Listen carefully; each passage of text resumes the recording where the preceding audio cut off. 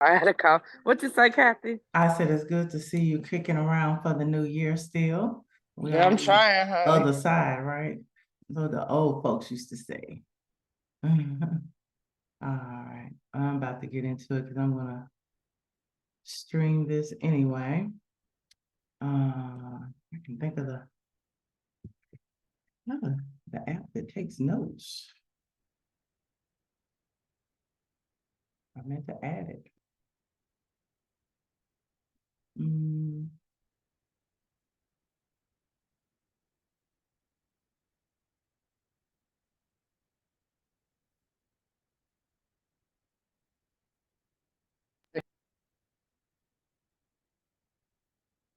Not really.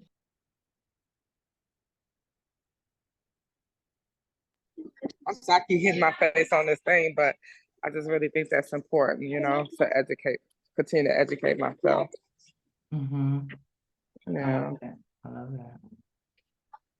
Yeah. And I'll be So what? recording it too. I'm going to be a little bit more consistent with doing this Okay. because I get a lot of clients that I'm like, wow, you've been in existence that long and you don't have this, you don't have that. And it just keeps us from moving forward. Hmm. So this way kind of level the playing field. Yeah.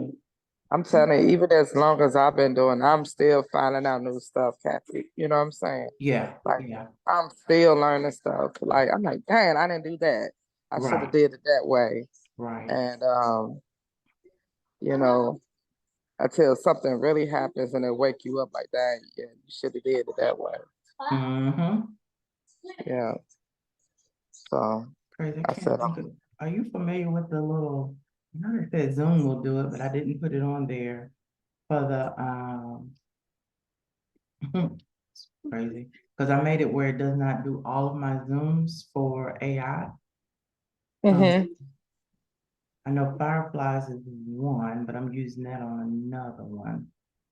Okay. So I can see the difference. Oh wow, I can't think of the name of it.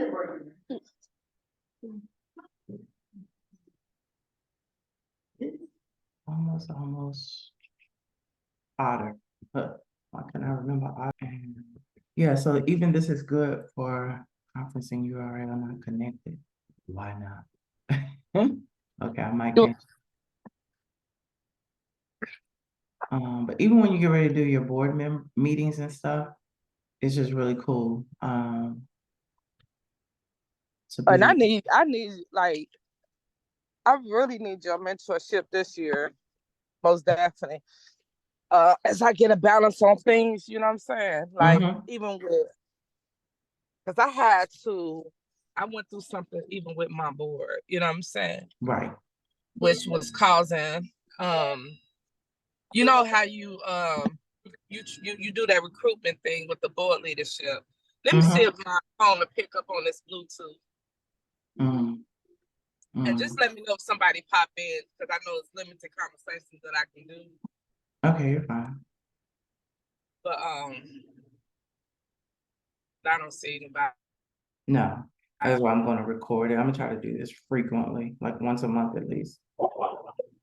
Okay. Yeah, and that's what another thing that I'm want to get back in doing because like I was deeply involved with all of that. You know what I mean? And I think a hmm lot of us have experienced that.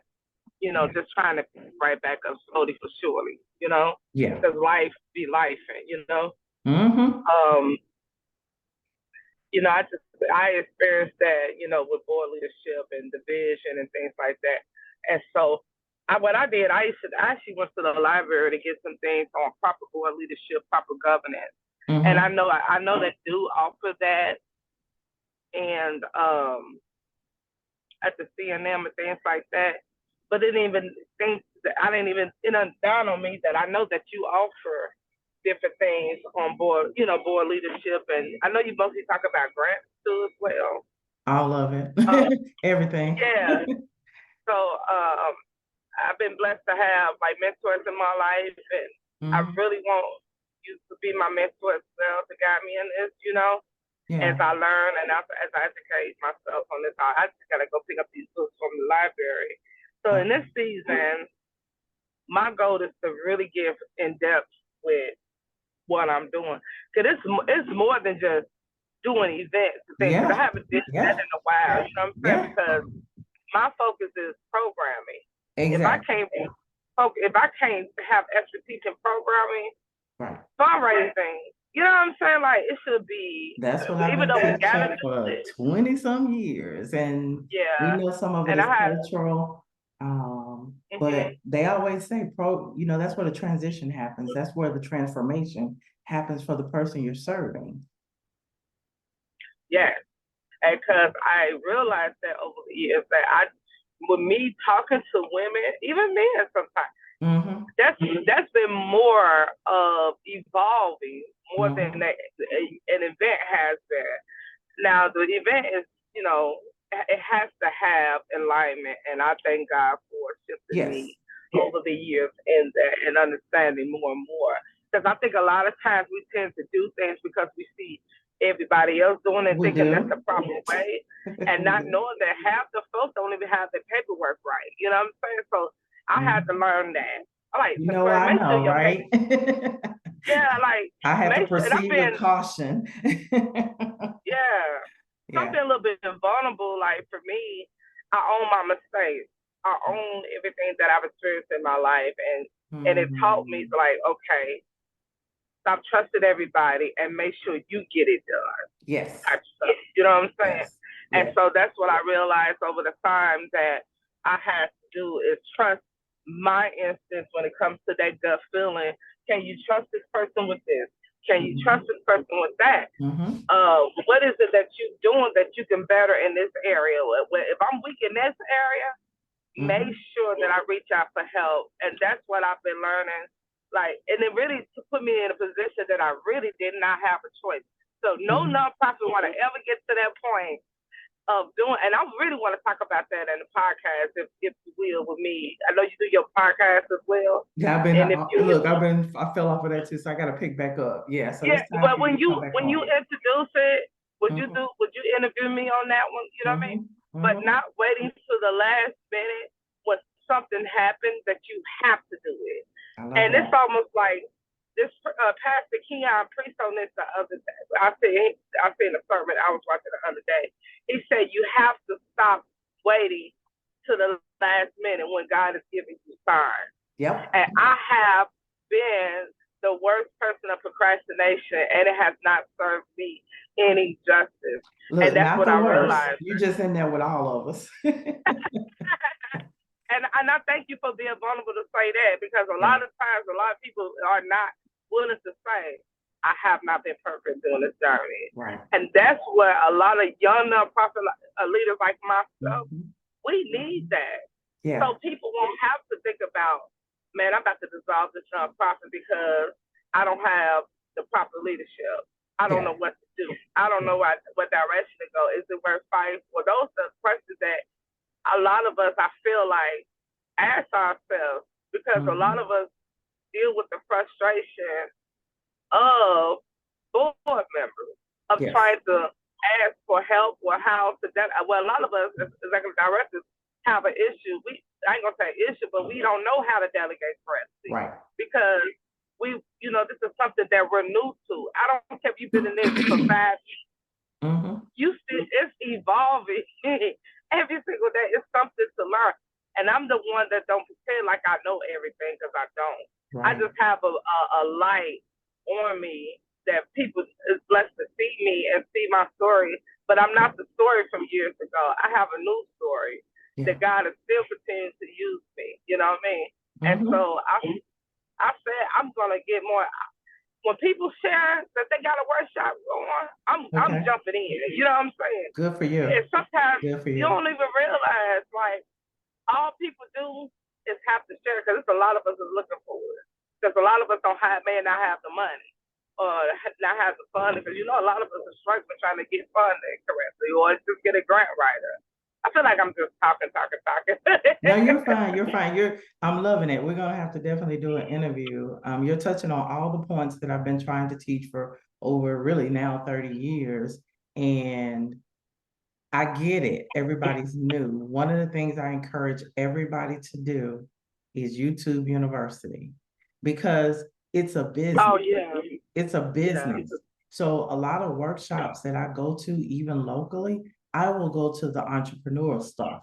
It's the same thing. If I can't lead my business, if I can't grow my business and have employees, it's going to be hard to do a nonprofit. It should be the same, because I always give that example of a hospital because that's where I work. A lot of times, hospital, nursing homes, whatever, the operation was the same, whether it would be a nonprofit or for-profit. So sometimes we have to forget about the name or the title that it's a nonprofit. I understand if you're executive director, it's like going to be an executive director or manager or supervisor anywhere. It's the same thing, except for you have developed culture, you have developed policies, but we don't want to do anything different. We want to do what's usual and customary out there. So even with me evolving business, going to having mentors that are, way more advanced than me in business, leadership, if you're faith-based and going and listening to, Miles Monroe, I still listen to. Things you've been sharing have been great. Even with, what's the one that's in business, a lot of people, Myron Golden. He pulls it together, with faith-based. I don't have to leave that part of my belief. And how do I grow this as a leader? We can't keep saying we don't know if we don't do nothing, there's free courses all day long. And we have to just open up to that. Yeah. Understand so I have a special place I'm Black, like you guys, right? And I know that all my life people have shunned me for knowing things. So this time I'm just determined that no matter what, you can leave. I don't go anywhere. That's why I'm telling you, I haven't gone anywhere. A mentor is a mentor until you decide not to go back to the mentor, right? Now, when we want to go to the next level, yeah, we all have to live. Let's go get the money. But this is the purpose of today. Like I said, it was free. I met a lot of people all over the United States because I was doing this in person. It was called All Things Nonprofit. When I did it in Nashville, I probably had one person that was from Nashville that came. But I don't care because I learned to put systems in place that I'm still going to have. I had people travel from Alabama to come here, Chicago to come here for free. And when I charged $10, they came for it. And I still know who they are. So when you're ready, you know what they say, when the student is ready, the teacher will appear. And so as you have evolved, right, then you're ready for this information. The information has always been there. The resources have already been there, whether you pay for it or you don't pay for it. The library has always been open, as you found out. But you can get real-time learning. YouTube is amazing. Nobody's saying anything different. If you don't do nothing but just look at the IRS, and that's what I'm going to show today. I'm not saying Kathy's way. I'm saying the legal way. The rest of it is your own personality and how you achieve leadership, how you are able to lead. Not everybody's a leader. And for us, understanding that you got to set yourself aside because there's a whole community over here that's growing nonprofits. Everybody's not in the struggle bus. But if we continue to do it our way and think we have to do it like, I'll say the church way, you're going to fail. But if we put some principles and some systems in place and treat it like it's a real live organization, even Salvation Army and Goodwill started with 1 or 2 people. That was it. And look at it now. Yeah. And that's how we have to get in the mindset. That's why our business a lot of times fail. That's why our nonprofits fail, because we do have to work on us as far as how to lead. And it is a gift, even though you can learn the skill. Yeah. Okay. And that is so true. Yeah.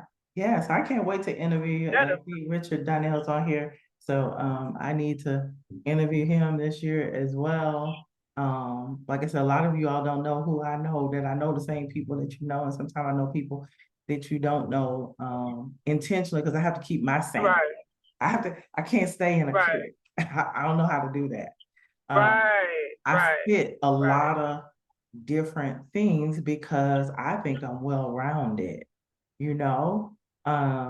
And I purposely, this is what fills my heart, that I can go back and show and pull, right? I used to cry because Right. they don't understand. They don't believe me. Da, da, da, da. I gotta keep it moving. So I just got a coach for that purpose. That imposter syndrome is Right. real. Right.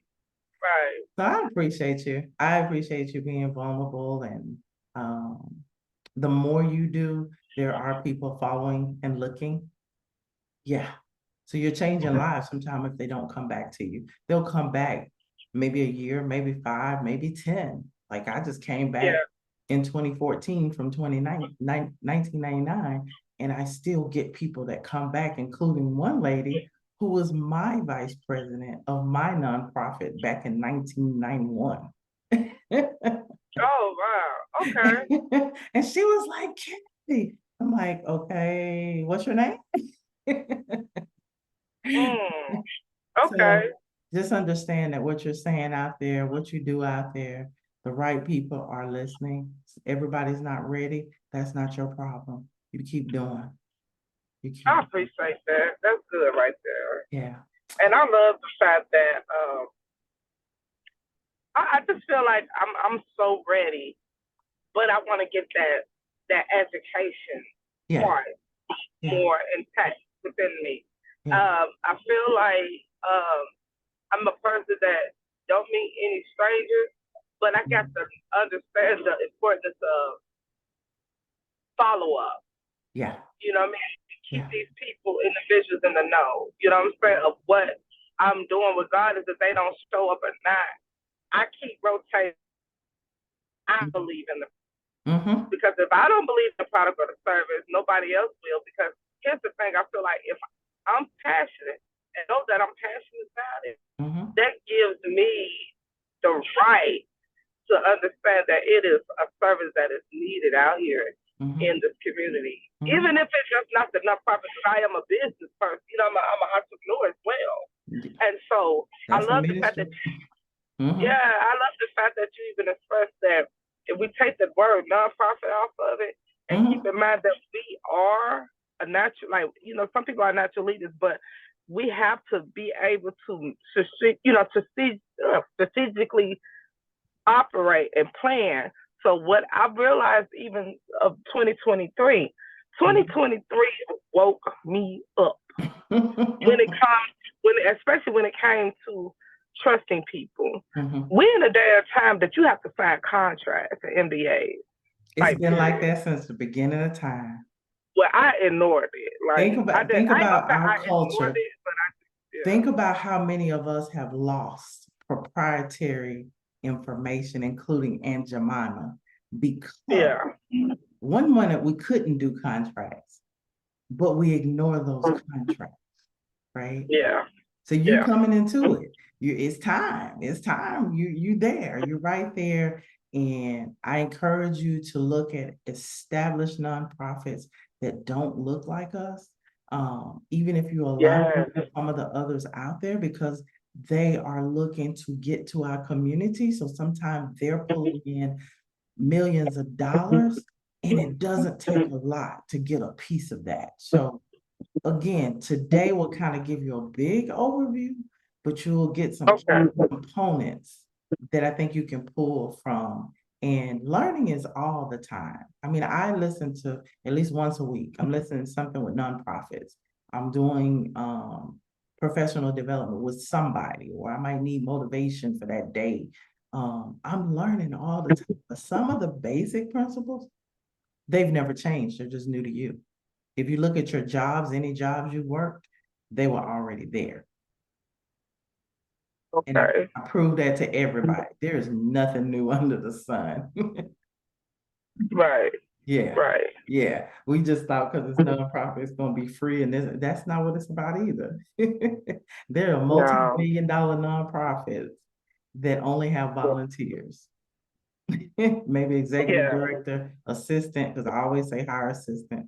And I teach what they should be doing to make it more effective, not just somebody to go get some clothes for you, some errands, you know? Right, right. Because there's one of my ladies that I'm really close to in Nashville. She says, Kathy keeps saying, get in the room. And every time I get in the room, man, do I get blessed. The right rooms. The right room. And those are the rooms Yeah. that watch you. Those are the people that you know that a lot of times they don't look like you, but they're so proud of you. Yeah. Mm-hmm. All right.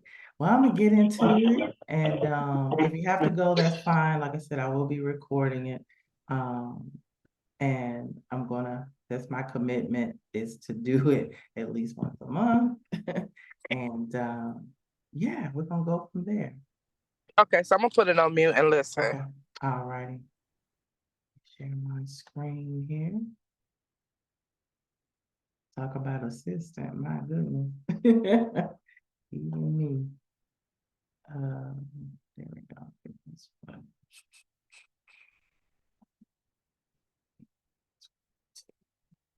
Did I get rid of it? I sure did. My little PowerPoint. So everybody, when I did the 5J challenge, I think I like Canva better than just the regular PowerPoint. I'm just trying all kind of stuff. And I will mention about a cheat sheet that I have, but please make sure you all get the Canva for nonprofits, because you can get the advance without having to pay for it. It's free for nonprofits. All righty. Let's see how this works. This is a different software than I use when it comes to streaming. Oh, I know where it is. See, it's okay to keep learning. There we go. Yeah, I love Canva. I use Canva all the time. Yeah, but get I'm some of actually your, putting together a domestic violence training using it. okay. And get your, like, I've just got my third intern. Actually, I gotta slow it down. Well, volunteer, actually. I got interns and volunteers for a few of the nonprofits that I work with. And Okay. it allows you to, you're not giving your password, you're just adding people as Just share. users. Yeah, Uh, you just add them as users. Yeah. Same thing as your social media. You're just adding them as editor, admin, you've gotten a okay. taste of that with the Village, Facebook, but you don't have to give your information. But we want to run this like a business, right? So again, for the purpose of today, and well, so like I said, if anybody needs to get off, that's fine. No worries, but I'm gonna do it that way so nobody will be distracted. How to start a nonprofit, right? And I say the right way. So who is this for?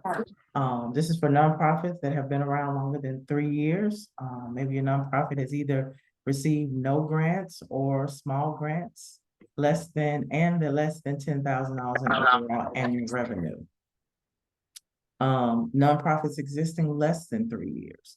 Your nonprofit has either received no grants or small grants and less than $10,000 again in overall and annual revenue. I just kind of threw out that number because usually if it's under, I'll say 100,000 or 50,000, they're usually a nonprofit that has not gotten a whole lot of grants per se. But then there's startup nonprofits. Maybe you have started the process or you want to start a nonprofit, but you have no clue if your nonprofit has everything it needs to be operational and compliant, or you just haven't started it, but you're about ready to.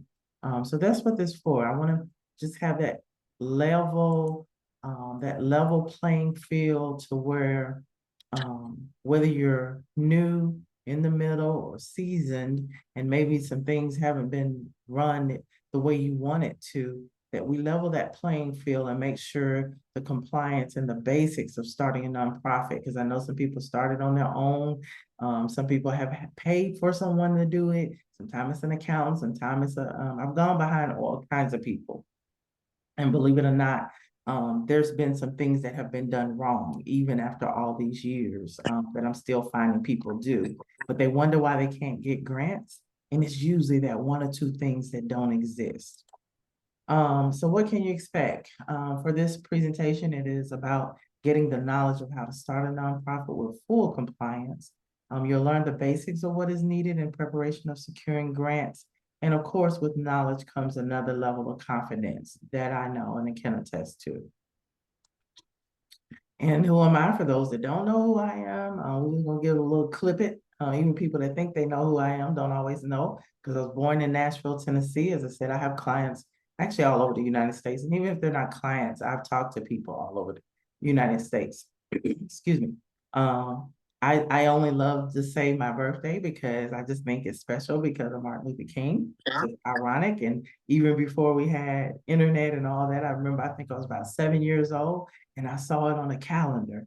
And I was like, Mom, I was born during Martin Luther King's same day. So anyway, right here in Meharry Hospital in Nashville, I have lived in Orlando 8 years. Is actually really 10 years, because 5 years and 5 years, and then Atlanta for 5 years in between. I do have 4 adult children, grandmother of, oh wow, now it's 3 and 1 more on the way. LPN for over 25 years, BS in healthcare management, MBA project management, blah, blah, blah. Serial entrepreneur. I've had stores, I've had hair and beauty supply store, I have all kinds of stuff right here in Nashville. Founder of 2 nonprofits, a group home, a women's organization in the 90s. I still consider myself reserved, shy. There's a little empath there, so my feelings get hurt easily. I feel everything. Love to share knowledge, read, fish, play pool, love the beach, outdoors, love art and all things art. So I say I'm well-rounded. A lot of times I know different groups of people because I'm not the clique. If I want to go to art, if I want to, go downtown for the art show, the what is it called, art crawl. I'll go to Franklin for their art crawl. Things that I do that sometimes I don't see people that look like me. But I encourage you all to do that. Whatever it is in your life, there's meetings and groups of people that are aligned with things that you love to do. And I think that makes me a better leader, right? And I think the more that we get to know people and realize we have more similarities than we do differences, you will lead way more than you expected to lead. All righty.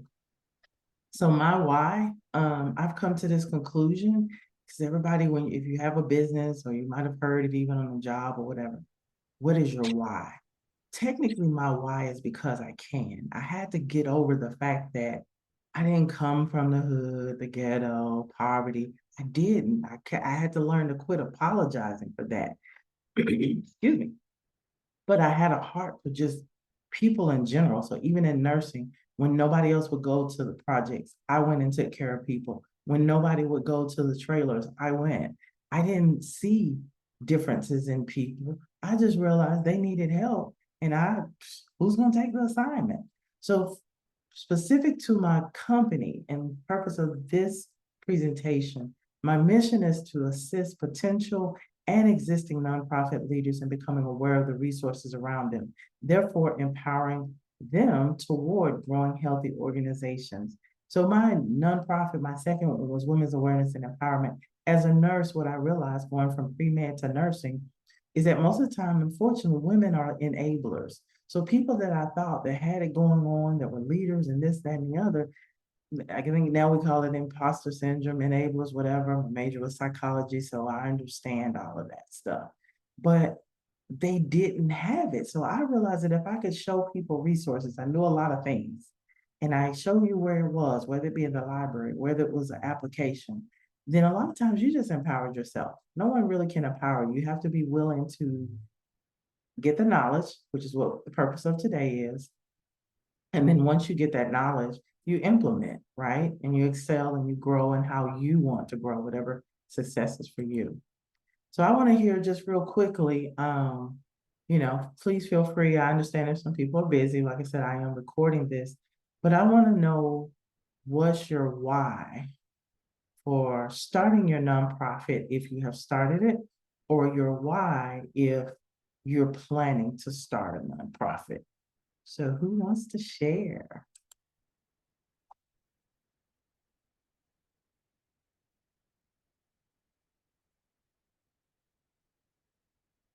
All right, since are you on before, do you want to just give a why? Why did you start your nonprofit?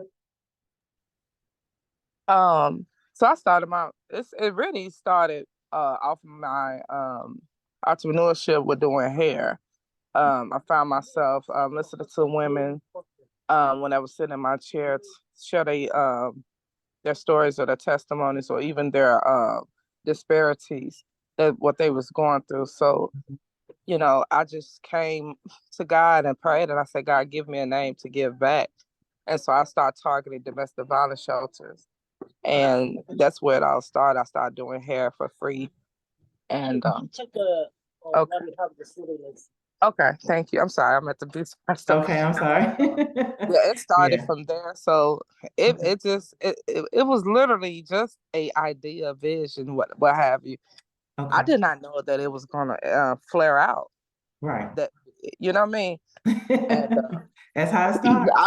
I still think about that. I'm like, damn, it just started with an idea.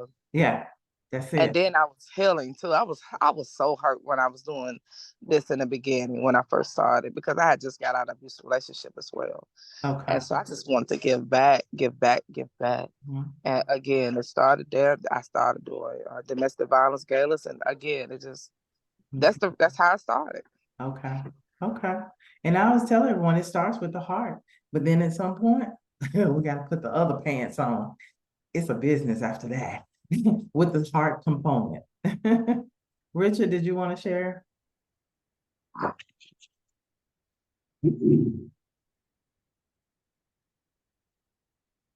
Yeah, can you hear me? I can hear you. We all can hear you. Okay.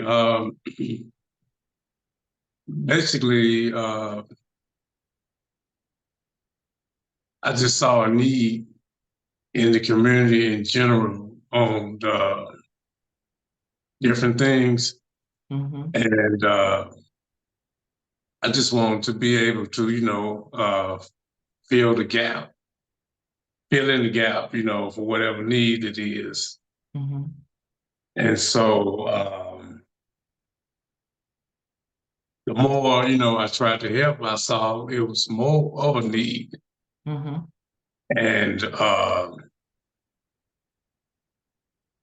I've always wanted to help, And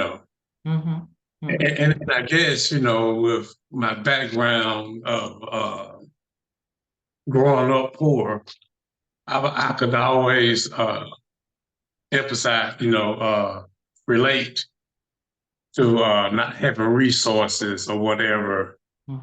But, my mom back in the day bought a set of World Book encyclopedias. And with that, I saw that even though I was a kid in the housing projects, I could go across the world, and read an article or read about China. And so I always knew that knowledge was power. Yes, it is. Yes, it is. And even though, we were poor, I'll get those sets of encyclopedia opened up a world to me and I guess festered my love for reading. And so with being able to go, I guess, get knowledge or whatever, I, understood that, you could empower yourself, you just have to want to. Yeah. And so I just always, wanted to be able to help. I love that. I love that. And I know all of you are gonna say, I want to just help, but you know what? It was a burning desire that you all took that step to do a lot more than just help. I think that's why nonprofits are special. So Rochelle, did you want to, since it's just a few of us, did you want to share your why? Hello, everybody. Well, I've always had a need as well to connect with young people, women, and young girls. So I have a history of in mental health, and for years I've worked with middle school and high school students but my niche is working with females and really helping them to unleash the power within themselves and taking a deeper look. So I like to get up close and personal with them. And so just really to help inspire them and to help them transition into a higher purpose for themselves. Mhm. Yeah, I've grown in love with my niece's women and to be able to, and girls, teenage girls, to be able to do that. I love that. And it just so happened I happen to know all three of you also. I know that all three of you all are being very humble and whatever, and we don't have a whole lot of time. So I appreciate y'all sharing. Like I said, it will help someone else. Because I'm gonna hold myself accountable, making sure I'm consistent. And it's really important that, especially when we're in the same city, we need to know each other as well. So thank you all for that. All right. So I always start off debunking some of the common things that I have to clarify. I call them myths of nonprofits. So these are basically facts. Feel free to fact check me later. At any time, if you find something different, let me know. But no matter when I do these, I always go back and make sure nothing has changed, okay? So according to the IRS, and this is just by me going to the irs.gov, and this is how anybody that's had a call with me and say they have a nonprofit, I will, okay, I need to spell reference right, but I will go online and make sure that I see the paperwork that should be there, right? And so I didn't even put a name in there. I just hit search and it came up to look, I think about 2.9 million, right? A little over 2.9 million. But this is 501c3 tax exempt organizations in the United States, does not include churches, schools, and hospitals that may not either have a nonprofit that status or they may not be classified as a 501c3. So in my education, I deal with 501c3 tax exempt public charities. There's different codes. I don't deal with the private foundations. That's different than a public charity. But like I said, all of these others all over the world are considered nonprofits. And I know that the IRS is behind as far as not approving them, because I do those all month for different people. But as far as having it listed on the IRS site, and it should be way more than, I think it's more than 2.9 million. But that's what it came up with. But with so many nonprofit organizations, one may assume that there are very few unresolved issues or problems in society these days for those considered economically or socially disadvantaged, right? And what I mean by that, you would think that if we have nonprofits, which are supposed to be solutions oriented, or helping the problems that are out here, you really would think that we shouldn't have any problems. But part of the challenge, and this is my purpose, I think what my particular calling is making sure that leaders, especially those grassroots leaders, those people that are on the ground directly with the people, are not compliant. They don't have the programs in place. They don't have the capacity, the people, what's needed, and sometimes don't know how, right? In order to have effective programs. If I'm not mistaken, I think the last time I checked, let me get it right. I know there's over 2 million people just in Nashville, but even for Black, African American, I want to say I'm getting confused because I was dealing with Savannah the other day and I was surprised to see that there were 77,000 Black people. But I want to say here, it's a big number, but relative to, we're only about 15% demographics of Nashville. And you're going to see why this matters, why I'm speaking like this. So if you're only servicing 20 people, if you've only seen 500 people in the last 5 to 10 years, you have not touched the surface of those who are in need. And we have to know our facts to be able to deal with the people, engage the community, and really know what's going on today. Excuse me, not our experience years ago, not even our experience last year. This year is different, right? The money that they didn't have last year, There's way more money that has been released this year, and we'll get into that as well. So we're gonna do a little interaction. You all can just call it out. Don't have to call out anybody's name. But you tell me what you think. This is a true and false questionnaire. So nonprofit organizations cannot make a profit. What do you all think?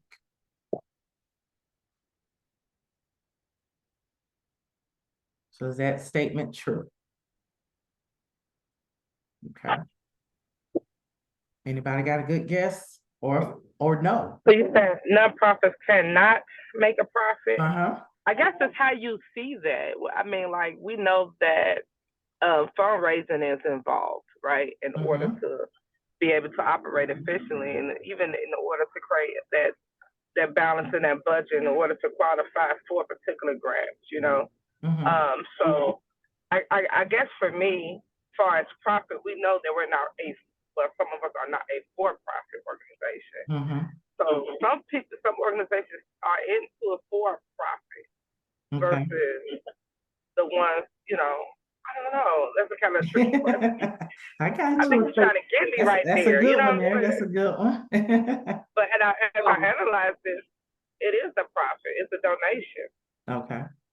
Okay. I'm gonna say false. What did you say, Rochelle? I'm gonna say false. Okay. Rich, you got an opinion on that or fact on that?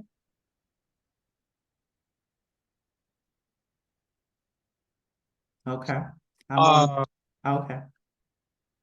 Yeah, I'm in my office and I was back and forth for I won't confirming call my you. supervisor. But okay.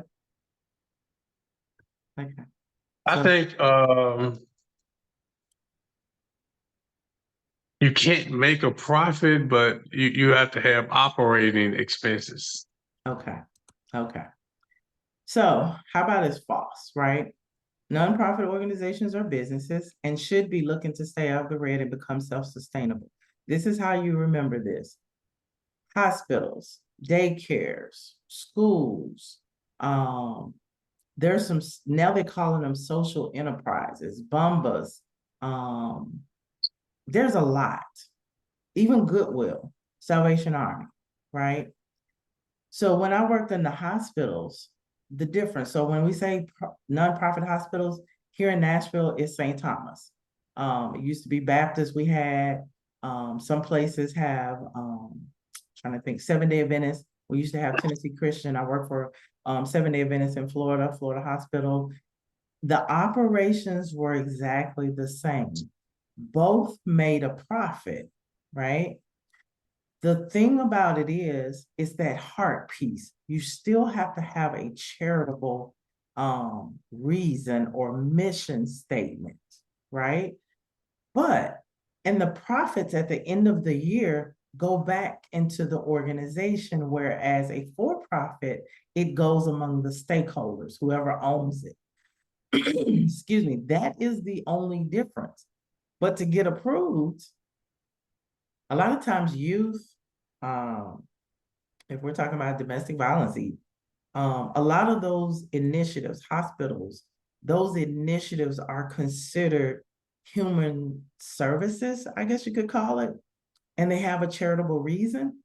But best believe it needs to make money. It's not even about the grants, because really the grants, you should only be, your total revenue should be about 20%. The rest of it should be fundraising and constant donations. That's why it is a business, because when you scale it up, you know, I might hire somebody that's just for donations.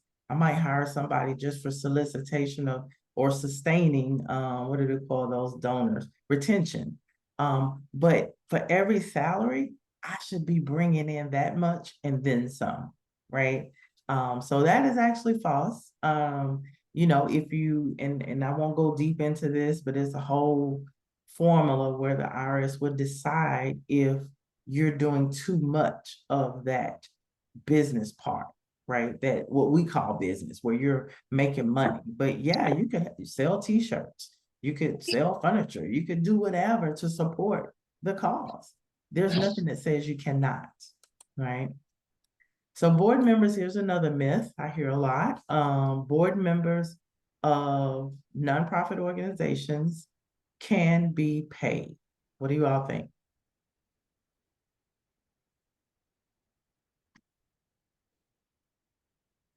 Just throw it out there. No. Okay. Okay. I'm gonna move on. That is true. Hey, year two. Okay. I meant true. No, they can't be paid. Okay, cool. Okay. Hey, how you doing? So they can be Pretty good. paid. If you look at the large organizations, you will have board members that they get paid. I forgot what they call it. It might cover, they might get a certain amount, and it will cover travel. It will cover some things for the meetings that they have. Yes, large organizations. Now, it's still gray. Most are in volunteer positions, however, they can be paid. Sometimes the organization's bylaws will specify whether or not this action can take place. Ideally and ethically, this is what I say is gray. They should be paid only as a position with the operations of the organization. So if you start off with your board members, maybe the president is you, the founder, right? Maybe you're working in the capacity of an executive director. So executive directors get a salary. So I need you all, I'm going to say this, I have a lot of workshops that I do that I explain that even if you're not paying yourself, it needs to be a salary attached to that. Understanding that that means that if it's 60,000, 80,000 in your area, then you're doing in-kind donations. You're not the owner. I gave away a part that I'm going to ask later. You're not the owner, but as an executive director, there is payment that comes to that. So if you step away, something happens, whatever, your organization is still going on, you want to pay those executive directors. You don't want to wait until you get a grant and say, oh yeah, I'm paying myself $80,000. No, name it now in all the positions of your operations, and they might be in kind, right? So, but when you're doing your proposals, you're going to show what it looks like for fully operational organization. They only give you 5,000, you're still going to submit that budget. You're still going to show that payment, right? So I won't beat that one. I'm good for it. So I'm going to keep going, but good. This is why we do this. A nonprofit organization can engage in legislative or political activities such as lobbying. What do you all think? True or false? False. I think they can't appoint anybody. They can't recommend voting. Okay. I don't remember. Okay.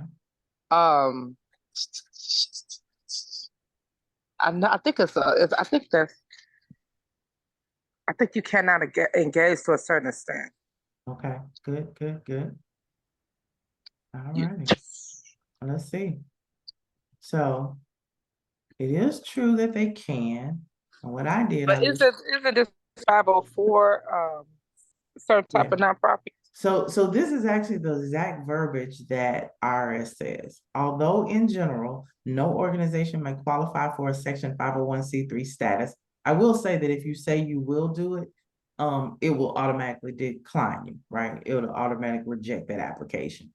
But it says if a substantial part of its activities is attempting to influence legislation, commonly known as lobbying, a 501c3 organization may engage in some lobbying, but too much lobbying activity risk loss of tax exempt status. You see how gray that is, right?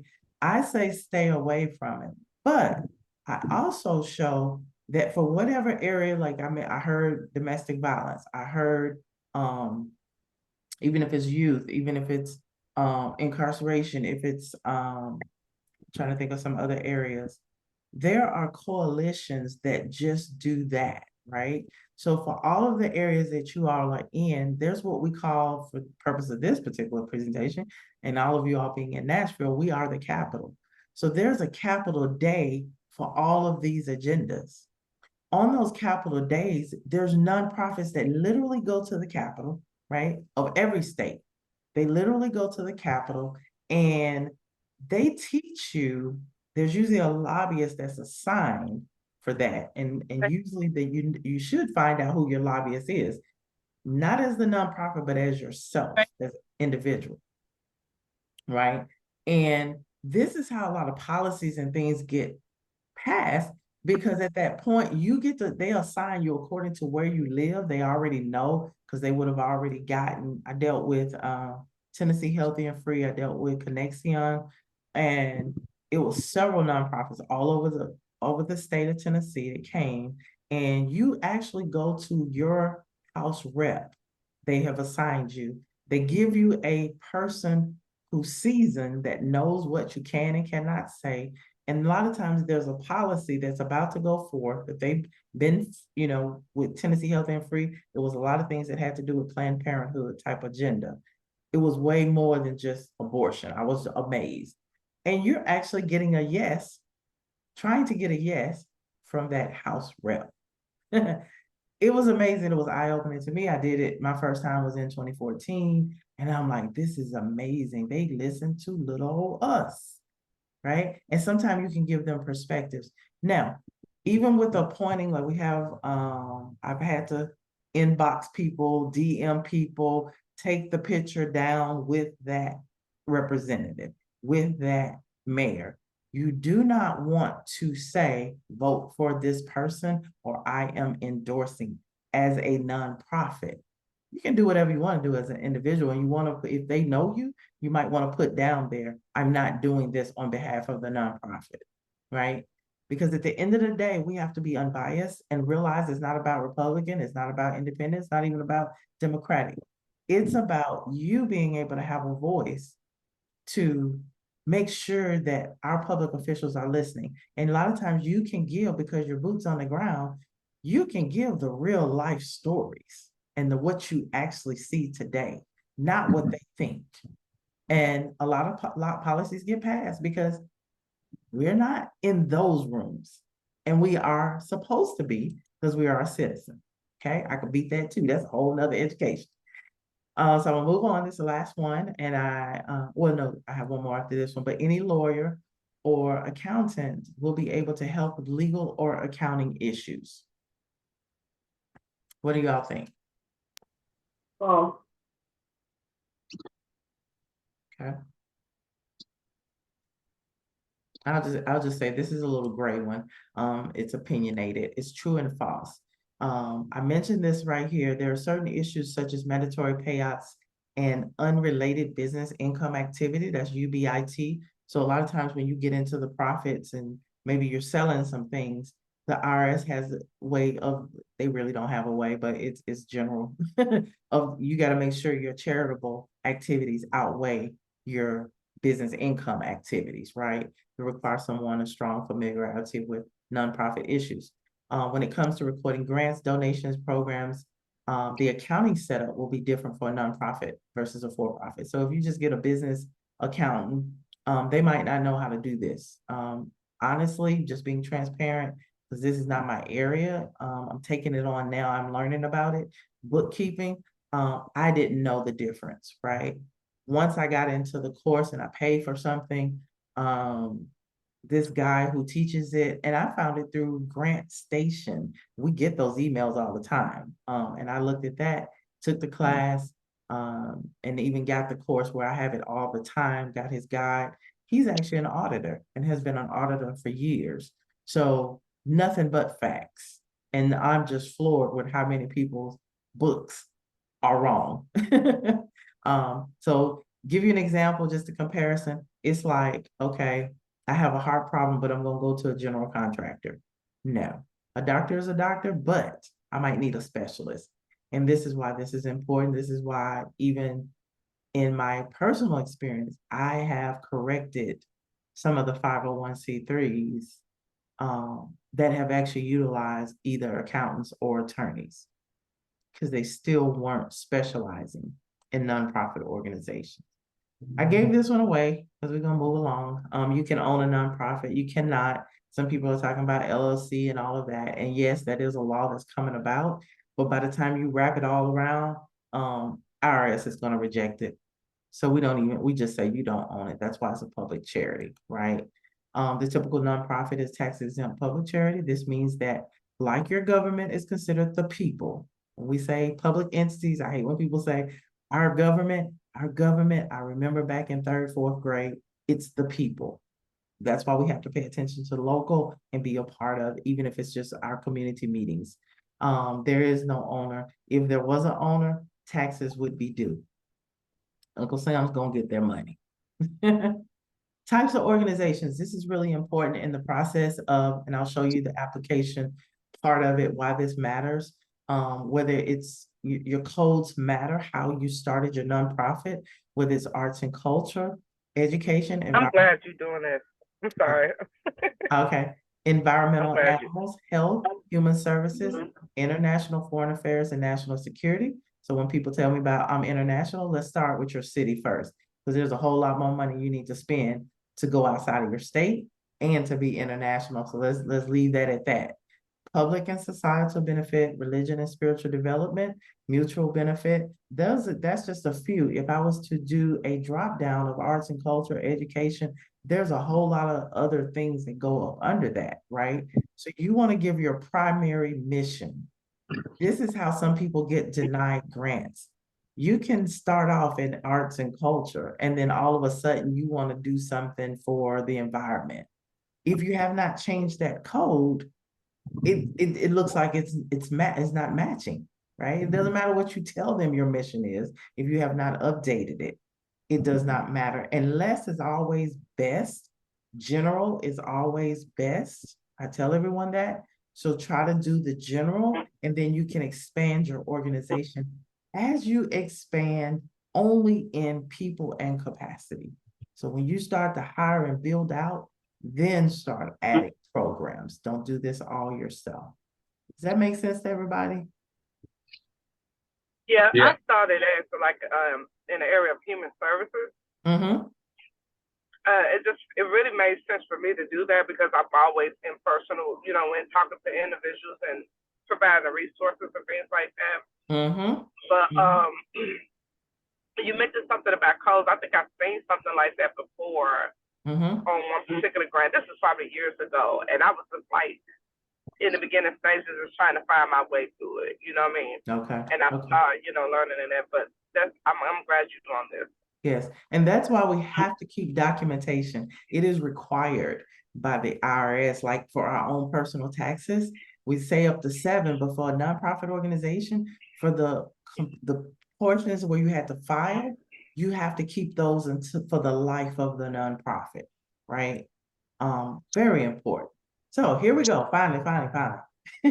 Are you ready to start to learn how to start a nonprofit? And I'm going to always say the right way, not Kathy's way, not the opinionated way, but the right way. I will stand on the ground about this one. All right. So because I want to catch up and I want to talk, I know Centauri and I talked a little bit, but that's cool. For those who got on later, I want to make sure I honor that, that hour and a half span. Actually, when I send recording, I'm going to cut a little bit out of it, but normally this would be kind of interactive, but you all said what your why is. But just think in your mind, what is your primary mission of your organization? You must know that. I have people that ask me, and I was like, I don't know what your primary mission is. Now, if we want to make a mission statement, now you got ChatGPT to at least start off what it should look like. And the reason I'm saying this is why you have to get the education every single year. Yeah. Center for Nonprofit Management. Learn what's going on now. The long mission that we used to have, we don't have it anymore. Even in for-profit, what Walmart was now it's a little symbol of a logo. It's short. Target is short. We don't do that what we did years ago, whether it be for-profit or nonprofit. But make sure your primary mission is precise. Good. How about that? We do want, it can be some general, but still make it clear where someone understands. Well, because the funder, if you're going for that, or just the community in general. Hey, Ronell, your oh yeah. Your mute is off. They hooked up. Okay, I got it. Thank you. Okay. We all have done it, right? So for the purpose of, you got several people groups of people that are looking at you. You have people who are going to give money. You have people who are going to participate. You have people who you're serving. And then you have, I'll just say general public sometime, that you say something, do something that they hear that's going to prompt their heart to want to give money. They need to see the mission clearly without you having to always explain it. So that's why that matters too. Who are your board of directors? This is required. Now, they have a short form that you can fill out for the IRS, and it's very short. You do want to list the board of directors, even for your state filing, you want to list the board of directors, but it is required in every single state and is required federally. Some states say you can, only 2. So basically that means that president you have to have, vice president, secretary, treasurer, but a president can be secretary of treasurer. The vice president can also hold the position of secretary and treasurer. And that's what we did back in the 90s. And I was gonna ask that. But so if you were in a position, go ahead, I'm sorry. I know I'm no, getting you're fine. excited. Go ahead. I want to hear this. So if you're in the midst of having to remove a board member, can the executive director, can I vote myself into as an interim board chair if There's I'm a on the few board? things that I want to cover with that. One, Okay, go ahead. no, in your statement that you just asked, one, you can never vote yourself in. That's why you have to have a board. And for starting off, I encourage everyone to have an odd number. So I would start with 5 people, even if they're not going to stay, even if you're going to shuffle some people around, it needs to have 5. Because if you look at a job description or a description of what a secretary does, it's a lot. Every time you have a meeting, they need to record meetings. Now we got some systems that you can kind of cheat with, but they still have to record those, right? The treasurer, there's a specific duties of a treasurer. President, the purpose of the vice president, the reason you have to have a vice president, that's succession. If the president dies, gets sick, inoperable, gets sued, whatever, then someone has to take this organization over. That's what that vice president is for, right?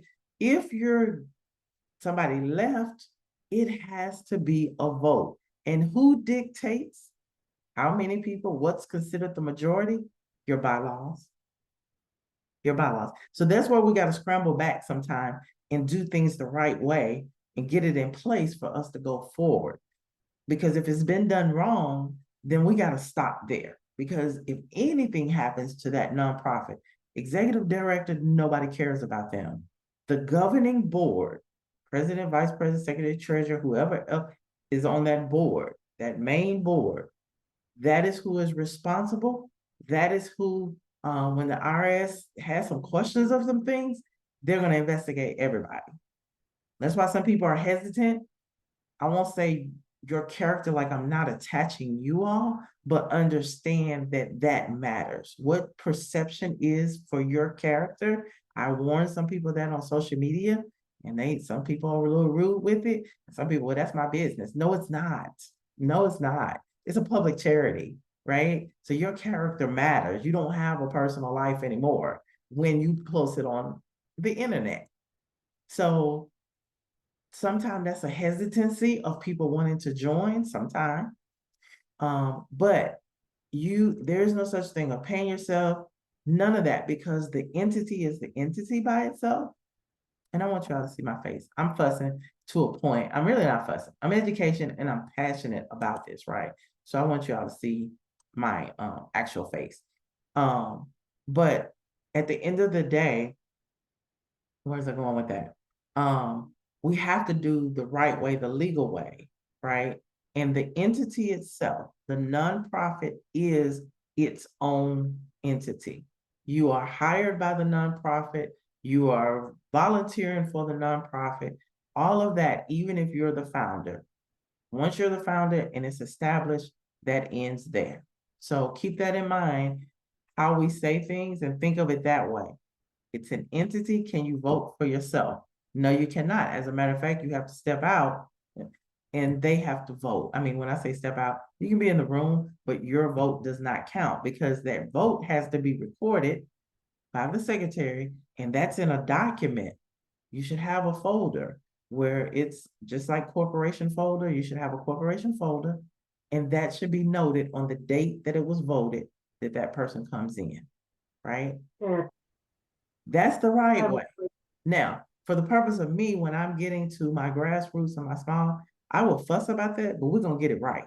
We're gonna stop right there, get it right, and then move forward. Because a lot of you are doing great, all of you are doing great work. And I'm saying anybody that I just think you're special just to even want to do this, right? I don't think everybody gets this down in their heart to want to help to the extent where you want to step out and have a nonprofit. But Kathy, that doesn't matter if the legalities are not right. You have a question? Kathy. Mhm. Yes, I do have a question. So there is a term in, because we were exploring this years ago with somebody, my kids were young, that you can you put it in your bylaws? I don't know, but there's a term to where that you can protect yourself to not be voted out. Do you know? Tell me People more about that. I say can't that, remember. but it will What is it? always be challenged because it's a public charity. It's already deemed a public charity, Mhm. okay? So usually when someone is voted out of their own organization that they founded, it's usually some legal challenges. Because you can't get rid of anybody unless it's based on the bylaw. Okay. But if you get 5 people just because you want 5 people on your board, and they might undercoverly not like you very much, they can Yeah. get together because it's still got to be a majority. You Now, better say it. Hey, you better say that. okay, now I'm gonna jump on the sorry, I know I'm spiritual coming at the side. last I'm gonna minute. jump on the spiritual side. I'm gonna jump on the spiritual side. I believe in abundance. If it's time for you to go, go. Create another. It wasn't yours in the beginning. It wasn't your vision. God dropped a vision in your heart, right? Who cares about names and all of that? Sometimes you might need to go because the storm is coming, not by your control. Go, reestablish. It is okay. Miss Kathy, Yes. I missed that. I'm sorry, I had my insurance company call me, but could y'all, girl, I feel like that's related to me. Can y'all say that part again, if y'all don't mind? If I need to come back to this, honey, Which I part need you to hear want? that. You want the spiritual or you want the legal? Which one you want? I just want what y'all. I heard everything that I'm probably experiencing. So can you just say that part again, honey? This is anointing. Okay. This is my The God right legal here. part is you don't own the nonprofit, so anyone can vote you out. But your Right. bylaws should justify why someone is voted out. That's why you have to, when people give you documents, you better look at that document before you put that in order of your nonprofit. Because people ask me for templates. I'm like, did you read it? Yeah. That's important. That's important. I want to add to it. Now, I said on the spirit, and most of the time when someone's voted out, it's usually because of illegal issues, unethical issues. 99.9% don't believe what you hear on TV. That person has done something, okay? Done something wrong. On the spiritual side of things, I know that a lot of times, if you're the leader and something is going on where everybody's against you, if you have not done anything unethical or illegal, right? It could be that it's just time for you to go. It could be that something's coming down the line, legally, unethically, whatever, that you have no control over, because everybody weighs the same. President, vice president, secretary, you can have 15 board members. You don't have to stop. That's what I always advise. Try to get more, because the likelihood of a majority voting you out is going to be very slim to none, right? So, and then the other part of that, you can always create. If you get kicked out of that one, nobody really cares about a name. I was just telling somebody the other day, you can call it whatever you want to call it. Nobody cares. At the end of the day, have you helped the people? When you're serving the people, they could care less about your logo and all that pretty stuff. They could care less. We're just doing that because that's just the way corporations do. And it's attractive when someone wants to give money and do things and be a part of it. But on this other side, helping people, go create something else. do something else and move on. I love I that. promise you, Centauri, I kind of know without knowing. Yeah, I mean, like, you know, I've experienced that. I'm just gonna be honest with you, having to decide what I need to do, because at the end of the day, you're gonna be. I've never experienced that, but until recently. But you're gonna have people challenge you, new board members, or you know what I mean, just come in and just try to do a takeover. This is where you have to run it like a corporation. Yeah, Put your so you gotta be systems careful. in place from day one, so nobody can challenge anything. Yeah. Did you read the document? Like, some people think I'm mean, but even in healthcare, it didn't matter how big the company was or whatever. I've always been this way. Policy matters. You're not going to challenge me on policy, right? And then even when you're developing your programs, if you're not putting in your what do they call them, SOPs, your statement of your policies and procedures, your statement of work, how to do things, that's what you're going to risk every time. If you haven't said, okay, write up 3 times and then you're gone, these things, you're gone immediately, even for the board, you got to have those in place. Got to. And therefore, it's no discussion. We're not even talking about it. You can challenge all day long. And I like the fact what you said. It's okay to start over. It's okay. And a lot of times we become afraid, like, oh, I don't. And I even said that. I worked so hard. But when I've been going through like a shift in my life, especially after my sabbatical. What's yours is yours. Like, I am the organization. You know what I'm saying? Like, it's not going to kill me or anybody else if God give me a new journey to take over, because that new journey may be better than the one that I'm trying to hold it on to. But I want to make sure that you guys are, if that ever happens in anybody else's organization, I'm going to say, come talk to me, because sometimes you just haven't put policies and procedures in order. You haven't done the thing to make it seem like an organization. You're called to do what you're called to do. Take control and run it. Ooh. I don't have any feelings when it comes to business. That's why some people to this day, I'm talking on the phone to somebody the other day. I said, now, when we get together as girlfriends, I'm gonna hear your problems. But for today, we talking about business, and I want you to know how to run this without, I want you to say, well, Kathy was trying to be my friend. I don't have friends when we do this, right? We respect each other when we do this, but at the end of the day, this is federal. If you do something wrong, that's me and myself in court. You're going to be in court by yourself, and you're going to be in court by yourself. But I'm the leader. I founded this. So you got to run it just like that. My dad used to always say, he worked park and recreation, and on the hood side, it was, don't trust no man or woman, right? What I carried that over, and I just heard another influencer say the same thing. In business, in your career, in anything, you never trust man, male, female, whoever. And the reason he said it this way is that when something happens personal in your life, that's going to come first. Something happens to your child, your mom, your dad, your cousin, whoever you're close to, you could care less about what's going on in the organization most of the time. And anybody is going to be that way. That's human. But if you have systems in place, it runs no matter what. I don't worry about who. I just got to make sure I got the positions in place, right? What does the president do? What does the vice president do? What does the secretary do? What does the treasurer do? What does the rest of the board members do? What's required for us to meet? And then after we meet that annual or that quarterly, after that, we need to get into just going ahead and having committee meetings on building out these programs. We don't even think about what you got to do is you bring it to the board for approval. But after that, we got to work it out and make it work and just do it. So what's going to happen, the faster you do that, the more people that you're actually serving and that transformation is happening, they're not going to let you go nowhere. They're not. I'm dealing with somebody right now. She's amazing. I'll stop her in a minute. And I'll say, I could care less who's in the government or who didn't let you get past this. We're going by policy. We've been on meetings together. And she's like, yo, you're a beast. I said, no, I'm not. I'm just policy oriented. And when I deal with those people, you got to remember you're a CEO, right? You got to remember you're executive director. If it's not written, those are just employees.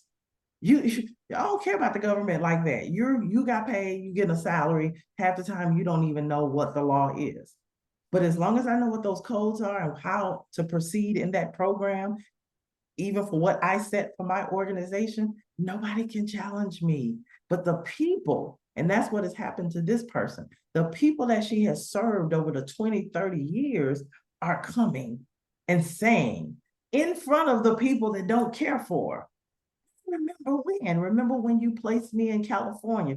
I had housing here. I did this. The people will speak for you. That's a God thing, right? You ain't gonna fight your battles. You ain't gonna fight your own battle. All right, y'all got me started. We'll talk on the side, Satori. We'll talk on the side. Anybody need to talk to me, we'll talk about it. Articles of incorporation and bylaws, and we just talked about that. So a lot of times your articles of incorporation, they're the same thing that you see in the Secretary of State. You'll see a number one. I don't care what state you're in, it looks the same. As far as it'll address the purpose of your organization. Initially, you might have, in the state, you might not have to list the board of directors. I know for Michigan, there's a lot of states you do, who the board of directors are. So remember, if you're changing those, you need to update, or at least by the time for the annual filing, make sure that is updated in the system. Even if you put all the addresses, this is a side note, because I hear this all the time, you really shouldn't be using your personal addresses. You really should be using it as a business, get a virtual, whatever you have to do. But everybody can have that same address, right? And then your bylaws is an extension of those articles, because even in the bylaws, you'll see the articles at the top. And then the bylaws are going to dictate the big view of, how long in office, because technically we should be rotating, terms, just like we do for the government. A lot of people don't, and that's okay, but you should have a reason of why in that bylaw should show ethical or legal reasons you can vote that person out, right? So I'm going back to the basics, you guys, because sometimes this is where I find the wrong part. The EIN number, employee identification number. I've had people say, oh, I can do it. But I don't trust. I have to see what your document looks like. Hopefully you kept it. Not everybody has kept that document. But it needs to have the correct name. None of that taking a for-profit and a for-profit that's like a retail, and then you're going to do a nonprofit. Now, I did it because I went from, it was called Love Life Care Center, and it was a group home, but only thing that changed was the structure. It was still Love Life Care Center. It was still a group home. I just changed the business entity type. That's all. And I got my information from the IRS back in 90-something, and you still can do the same. And they'll tell you, you must, if it's a different industry, you must get a new EIN number, right? And if you're changing the name, make sure there's a document that you use to change the name for the IRS, because other people aren't going to see it. But I still don't know how funders can see it, but they can see those codes. And I do know that it pops up in your SAM registration. I'll get into that as well. That EIN number and how you code it, what industry. It says it on there. So when I do them, I will make sure that I do a general nonprofit. I won't do a specific. Correct address, that's important. The business entity, I just mentioned that, not a LLC, not a sole proprietor, none of that. It has to be the corporation, but a nonprofit corporation. And then the primary business activity, I mentioned that as well. State filing. Some states is Secretary of State, some of them is Attorney General, but that is part of the process. I can't tell you how many people come to me and they say I'm a nonprofit, but they have never started the filing on the IRS, the federal side, right? That means that no one has determined that you're tax exempt. Our states cannot determine tax exempt on a federal level. Yes, if you have a church, religious organization, it is assumed automatically by law that it is a nonprofit, but it is not the 501c3 that is required, that foundations will ask for when you're getting funded, that even government entities. Now, again, with all this going on, the pandemic, there have been where churches have gotten certain funding. right? Because I actually present to churches alone, and that's a whole nother ball game that we talk about. But even then, I encourage them to get a separate 501c3, just like St. Thomas, just like Baptist hospitals. They have different EIN numbers as well. Internal revenue, this is what I was kind of alluding to as far as that. Form 1023. If you did not get a copy of your Form 1023 that someone filled out for you, it's probably lost from this point on because the IRS doesn't have it, but I can download the determination letter. Used to be you couldn't get that but one time, but you have to keep the original determination letter. Do not solicit or receive donations directly until the tax exempt determination has been approved only by the IRS, right? Please. I had somebody do the 501c3, did not do the state filing. Somehow it got through the IRS. It normally does not. And oh my goodness, explaining we had to do. So finally, even the person at the IRS said, what you might want to do is just start over and put another name, add another name to the, like one word to the name or something, but do it fresh because it's done wrong and it's going to mess up and it's going to be too much investigation. So this is really important that if someone does it for you, what have you, you have that form yourself. When I'm doing these for people, I have copies of documents, but I make sure that they get copies of everything. No one should be doing these for you or anything in your organization without giving you the copy of what they submitted. Always. Ultimately, you're responsible. It's kind of like being a kid, right? I don't care what Johnny did, what Susie did, you're held responsible. Key components. These are the things that a lot of times I find that I've never in my history gotten denied for a 501c3, right? People they will randomly call you, but it's usually approved. Usually if I call, they might have a question about something and it's approved right away, right? But these are the components that I find the reason that people are denied, or it might take longer. Purpose of the nonprofit, it even says only one or two. Brief description of the mission, it only has 250, I think, characters, right? So you can only put a little bit. I try to get just enough of the mission to capture what it's for. And then I will give, I can't even explain it, but I usually find out what the person is doing. But it's only 250 words. So you don't want to give your whole mission, characters, if your mission is long or your vision statement is long. I give them just what they need to be able to approve it, to show that it has charitable reasons.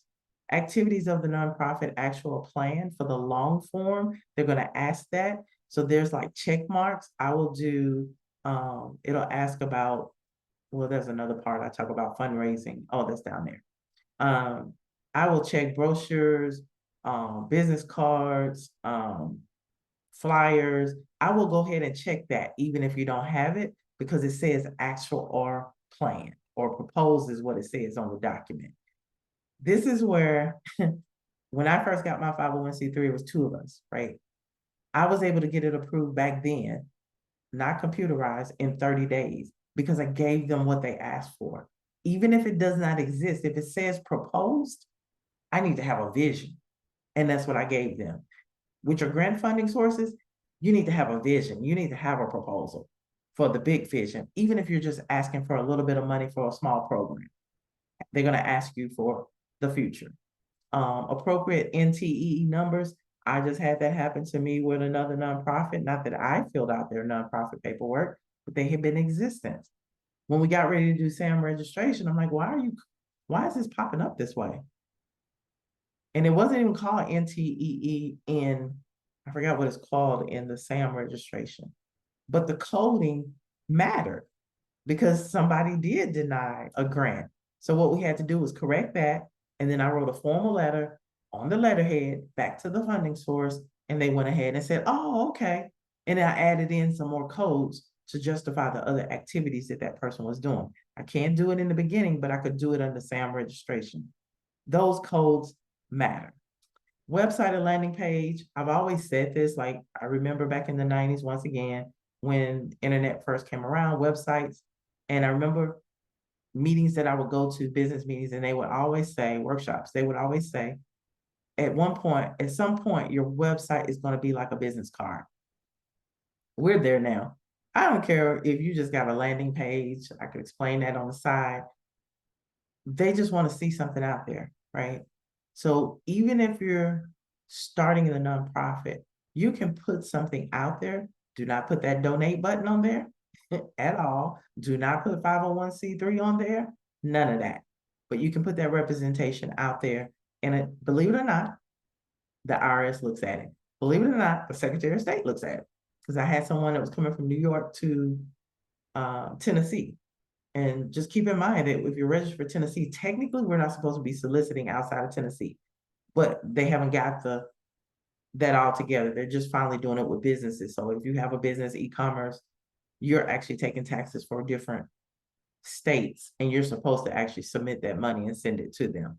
Or that person who bought the product is supposed to pay taxes on that, believe it or not. Same thing with nonprofits. But when you're definitely trying to move to another state, you want to make sure that either you do a foreign corporation, or you go ahead and dissolve the other one and just make it your main one, your primary domestic nonprofit. And I might go over somebody's head, but trust me, I've had all kind of issues. And with this person in New York trying to file here in Tennessee, they caught it and said, but they were nice, and said, what we need you to do is take down your website, your social media, all of that, and then we'll go ahead and approve it. But give it 14 days before you put anything back up there. And they were nice enough to do that. Most of the time that does not happen. You just have to cease, they call it cease and desist, dissolve it, or there will be fines. State charitable solicitations, not every state has this, but Tennessee does. It is filed only, and I say this because I've had this happen with the nonprofit. They were soliciting, donating, getting donations, all kinds of stuff, but they had not filed the state solicitations registration. Or somebody I ran into filed this before they got the approval and had never applied for the 501c3, and it had been 3 years. Well, you have to file a 990 with the state too. That's different than the Secretary of State. There's another area, is based on what they call the Charitable Solicitations Registration, or Charitable Solicitations Act. It is a checkpoint because a lot of nonprofits, and the biggest one that we know that happened in the past 5 years, Black Lives Matter. It was not a nonprofit, right? People were giving money like crazy. This is because the IRS you file the 990, they only give a determination one time. This is a checkpoint that if you have registered and done this every year, then it's okay to give to that nonprofit. So on the side of that, I say, if you're going to donate to a nonprofit, make sure you check especially in Tennessee, not all states, that this is up to date. Because what happens is someone gives you money, then now you have to pay taxes on it, but they don't get the deduction for it either, because it's beyond a gift, because there's a certain amount that you can give for gifts, and that's usually family. The laws are really strict and they've always existed. You just might not, we just might not be aware of them, but it is like driver's license, right? You take the test one time, the laws change quite a bit, but just because you didn't know it changed last year, it doesn't matter, you're still held accountable. All right, so for the ones that's on here, you got my cheat sheet and grant checklist, but I'll be sending out another so people can still get that cheat sheet. The cheat sheet, the purpose of it is, as soon as you get the 501c3, make sure everything you can register for, you register for. Things that are free, things that are reduced, TechSoup being number one, and you can get the accounting software in there for pennies on the dollar for a whole year, especially after, I'll say about a year or so. Go ahead and get that in place. But there's some other things that I put on there. If there's no funding, you still can get accounting software for free. And then the grant ready checklist, we're about to go into that now. This has been really good. I knew I couldn't. This used to be 3 hours, you guys. And I was like, okay, how can I do this in an hour? It's almost impossible, and allowing everybody to interact too. So let's get grant ready. So what I just covered is the steps for the 501c3, right? That's not always enough for getting grant ready. But as soon as your organization receives approval as a tax exempt organization, it is literally time to run. The only thing that stops you is you. I promise you. So I know, I hope this doesn't look too bunched up, but it was a lot. So I just I have it on the checklist. The DUNS number, if you don't know what that is Dun and Bradstreet, which I meant to put that on here, Dun and Bradstreet, instead of saying it's known as DMV number. It is no longer needed for registration with SAM, but I advise everybody to register for it because it's a business, right? You still want to start a credit file for your nonprofit. Money comes in, you can qualify for some things. A nonprofit, you don't want to, everything is not going to be free, and it shouldn't be free. Why would you get a building that's free? It's going to be hard to do, but you can apply just like an entity, any other entity or a personal person to purchase that building, right? But you need credit. So go ahead and register. And there's a point where you can say for government contracts or whatever, and it will bypass all those representatives because who wants all those calls? And then the SAM registration, it stands for System for Award Management. Usually if there's anything over 5,000 or any government entity higher than our city, then sometimes city grants or what they call RFPs, it is required that they register, and this is the way they pay you. So you're going to hook your bank account, you're going to give them that routing information, the bank account information, who's in charge of your financial. So usually that's maybe you in your bylaws, it says your president, and then you might have your treasurer. You want to put those names down there, okay? This is why I don't have to trust anybody. If I have your name down there and some things are in trouble, they're getting both of us. They're going to question both of us. So this is what you want to make sure it's updated at all times. SAM registration, you do have to update it every year. Because you do not own a nonprofit, and I've had somebody try to do this, you cannot say it's a minority certified organization because minority certification is based on the owner, right? Small business entity, you're not a small business entity, so you can't do that.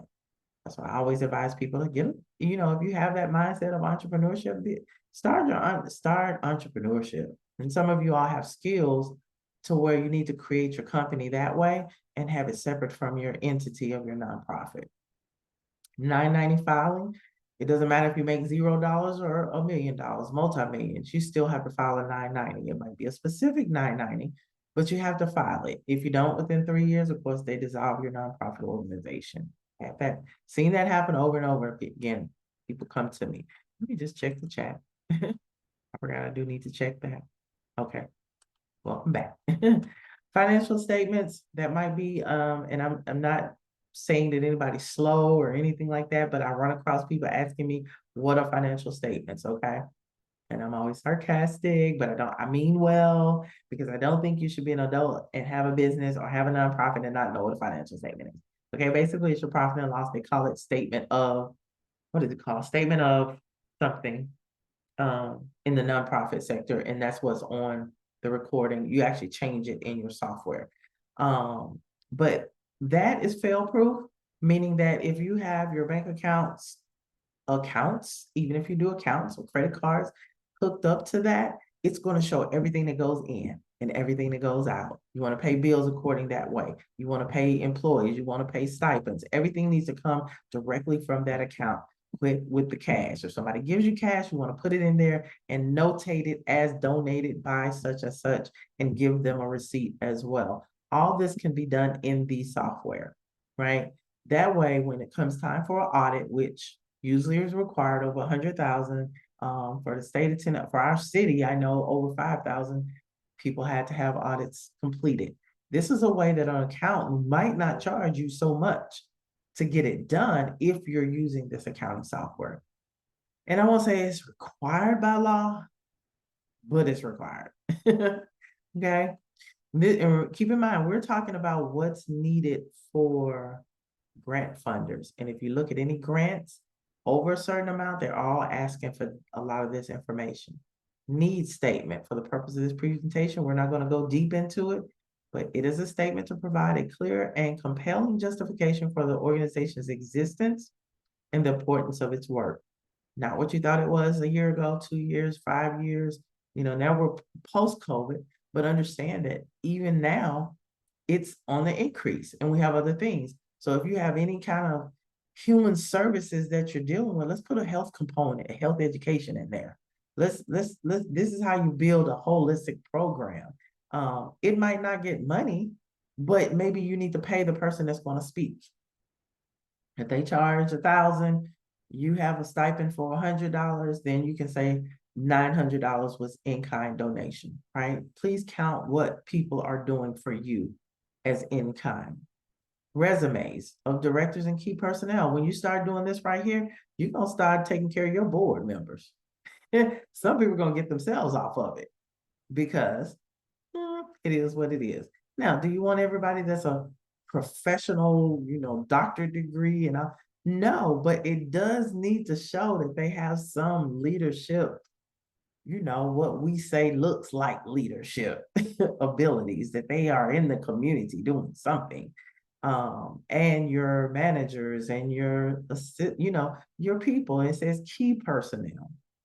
Again, it's funding source. You want to put propose. What does it look like for a full-scale organization or full-scale program? You can put those positions in there and what that resume or that job description would look like. Goals and objectives, clear and precise. YouTube University all day long. You can go to any business meeting, anything, they talk about goals and objectives. What does that look like? Budgets, propose or actual. If you just started, you're going to do a propose. That's the good thing about the software. Once you finish that year, you can see what you spent everything on. Then you can create an actual budget actually inside of the software, right? They're going to ask for organization budget, which might be more salaries. And then they're going to ask for program budget or project budget, which might be who's directly working with. So case in point, executive director might get paid $70,000 a year. But the hours that they're going to give for this program, maybe it's a mentoring program, but you're only meeting once a month or every week or something. You want to give the portion of that salary, break it down to what it would be for that hour. To me, it's simple, but I understand people say they don't do math, but sometimes you're just thinking too much.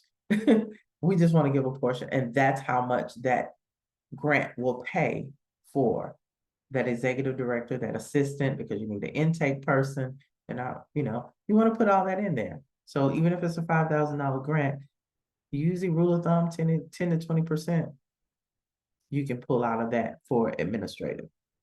Okay. Vision statement. The difference in the vision and the mission. The mission is the ongoing, what you're doing. The vision is what results do you see in the future as it relates to who you're serving. So I had to choose the domestic violence program. If that person has gone through domestic violence, what gets them from there to being self-sustainable, enough to keep a job, enough to have healthy relationships, whatever your program involves. Just mentorship does that actually, according to who you choose as mentors. If we see a thing, we tend to mimic a thing as humans, as anybody breathing actually. Dogs, cats, all of us would do the same. So it's understood that that's still considered a program and very impactful. Does it require money? Not a whole lot. So we don't always need money. We just need to do the thing and have the program and make sure things are documented and show, how many people went back to domestic violence, how many people never have. Those numbers matter. I don't care if you've only served 10 people. And then there's this social media that we haul. Some people hate it. You should hate social media, right? But how did you all know today? I had to go on social media. I had to create something. I had to use the tools that were out there. I have, I think, 4,000 friends on, and I say that loosely, that's what they call it on Facebook. Friends on Facebook. I had to get out of my own head. On my business page, I sent the invite to every single person and cringed right after, okay? I cringed. I want y'all to see my face. I cringed. Like, what are they gonna say? What if they don't want to start a nonprofit? But you gotta cast that net. Don't worry about who is gonna come because the person that you think is not paying attention is the one that's paying attention. The person you think is not gonna give you the money is the one that's gonna give you the money. Some people in the background just watching, they're gonna give you the most a lot of times because they've seen your journey and they're gonna speak up for you. That I know is true. My mother's always said it, and I found out for myself. So just do it anyway. Fun fact, I use ChatGPT, and this is what it said. I said, give me statistics for Facebook, LinkedIn, Instagram today, or whatever the statistics is. This is what it said. As of my last knowledge update in January 2022, I don't have the specific current figures for the number of users on Facebook, LinkedIn, and Instagram. Social media user numbers can change rapidly due to platform, okay, it didn't speak to me, but I'm trying to be expressionable. Platform growth, new registrations, or other factors. As of my last update, Facebook, over 2.1 billion monthly active users. LinkedIn had around 774 million members. Instagram had over 1 billion monthly active users. For the most up-to-date and accurate figures, I recommend checking the latest reports from the respective platforms or reliable resources that regularly publish social media statistics. Social media platforms often release their user statistics quarterly or annually. I don't care. 2.8 is more than that. There's systems and tools. Trust no one. I got social media. I have my personal page. I've created the nonprofit page. I verified the nonprofit page because they're going to ask for a bank account and your EIN number. I think one other thing. And then Facebook will verify that, which also helps with your PayPal and all that as a nonprofit, not your personal, as a nonprofit. Then it gives you tools that you can do that you can't do on your personal page. So even though I created my page as a business, when I create an event and I said invite members, it's going to invite the people that I'm attached to personally. So think about it this way. If you have 5 board members and all of them are admins, or you might not want them to have that kind of access, editors of social media, you can set it for approval only, right? So you still have to approve it. They only can pull in their friends. So for that event, this is how you get it out to the masses. If everybody has 2,000 people that are minimal friends, and you got 5 board members, that means when they push that button, it's literally going to go to the inbox of all 2,000 people. It's going to notify all 2,000 people of each one of you. So 2,000 times 10 is a lot. I don't feel like adding. I think it's like 100,000. That's when you're making impact. That's when you start having people coming to your events that you don't know. Nashville, any city, has way more people than what you know. We have to get outside of our comfort zone. We have to get outside of our little village, our what we know only. Biblically, I got to jump on that side too, because a lot of my people come from that world. On that religious side of things, it's always going to be people who don't know you that's going to support you more. Now, when they start coming in and supporting you, this is what I tell children. When they support you, everybody wants to come along, but then you got processes in place. Okay, I'll send you this link. You know, people get offended by me. I was like, okay, I'm gonna send you my calendar link. My time is valuable. Your time has to be valuable. You're running a nonprofit. You should not be running all over the place. Have schedules in place, right? Everybody should not be able to talk to you directly. It sounds kind of rude. Oh, you think you're special. No, I think I got some things that are more priority. And that way you're not exhausted running this nonprofit. I went all the way there just about social media. I did. I did. All right, finally. Anybody have any questions? This is so good. Thank you. I'm glad you got something out of it. Yeah, So I know all of you probably will think of some questions later, but y'all know I have the group on Facebook. Always, you can send me stuff that way. Those I've talked to, you can text me.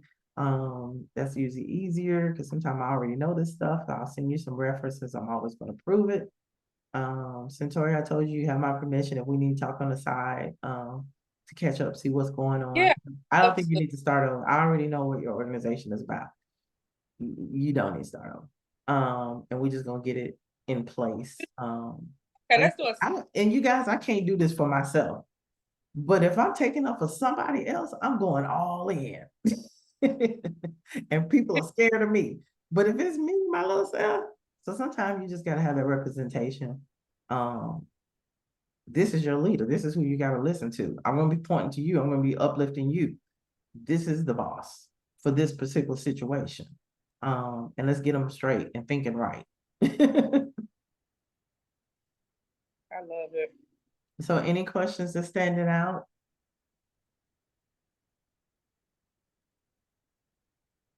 I don't know, like I just feel like again, I'm dedicating. This is like one of my, I don't get in tune with all that 2024 resolutions and stuff like that. Right. Because life is life, you know what I'm saying? Right. So I, you know, for years I said, Centauri, we just got to do better with setting a tone with educating yourself. So I have always been a person that I don't wait on anybody.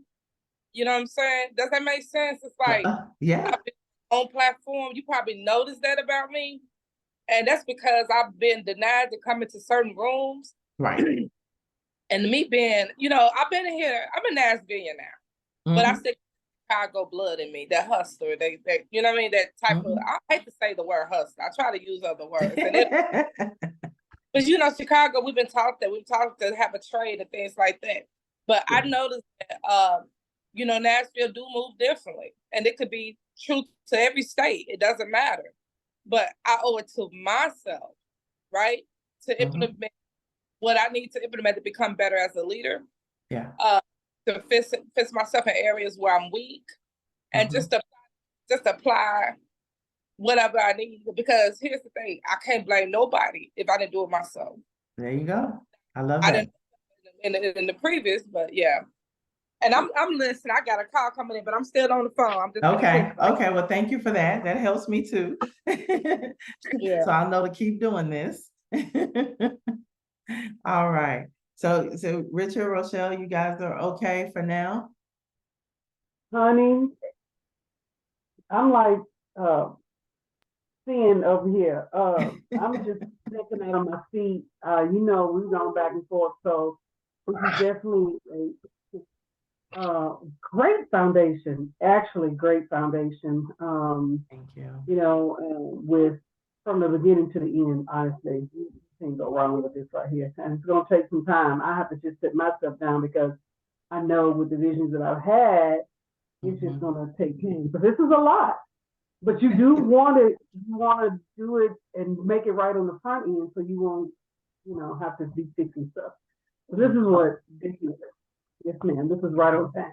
Okay. Right on time, honey. Thank you. You know what I was thinking too? Look, you could tell we've been thirsty for this, honey. But look, I love that I'm gonna be myself. Y'all, I can't even say forgive me because I own myself. I own my personality. I thank God for me for having this. You know what I mean? But I like to have an outlet. I think leaders need an outlet. You know what I'm saying? And I appreciate this, but I really think that we need more of this because a lot of times I feel like, and I try to keep things as I statements and focus on myself with things because I know I really can't speak for other people. But I say this because I've been in rooms with other people and I feel like this is the opportunity for me to say this. But a lot of times I see a lot of EDs are feeling sheltered because they feel like they don't have a voice or they feel like they are ashamed or fearful to speak on certain things. See, I don't care. That's what I love about you. I just feel like this. I'm not perfect. And God wants me to say when I need help, but I have to, and I'm understanding I have to be intentional of observing who I ask for that particular help from, because you have people that will infiltrate. They are watching you. They're watching your motives and want to know how you doing. You know what I'm saying? So yes, I'm asking God to allow me to always have that discernment on me. But being in rooms to say, even with the young lady right here, what's your name again, sweetheart? I'm sorry. Rochelle. Miss Rochelle. I may say, you know, I'm digging my Rochelle. Hell, you know, I'm really thinking about, you know, cutting my hair again. But here's the thing, I'm a hairstylist, so I'm over here doing hair too. I'm doing 50, 11,000 things. But just having that room and say, man, I want to holler at Miss Rochelle and get on the call, Rochelle and Miss Kathy about something. You know what I'm saying? That's what I need. Yes. Like, Miss Kathy, go ahead and do a Canva with us to help us work on our calendar, because we do not need to be operating unbalanced anymore. That's what right, I girl. Look, I already know one of your people here in Nashville. She said, "Kathy, getting me right." Like, yeah, that sounds like a God soul type of person. And even this, when you mentioned something about, I don't know if I mentioned it or whatever, but something about the library. I think I mentioned something about. Well, you mentioned it first, and I reiterated. And I'm gonna tell you about my mind, girl. I have to tell you about my mindset. When I'm talking, ideas flourish. And as soon as I said something about library, the first thing I thought about is the library is open podcast for educators or teachers, whoever. And I'm like, the library is open podcast because the library is always open. Always open.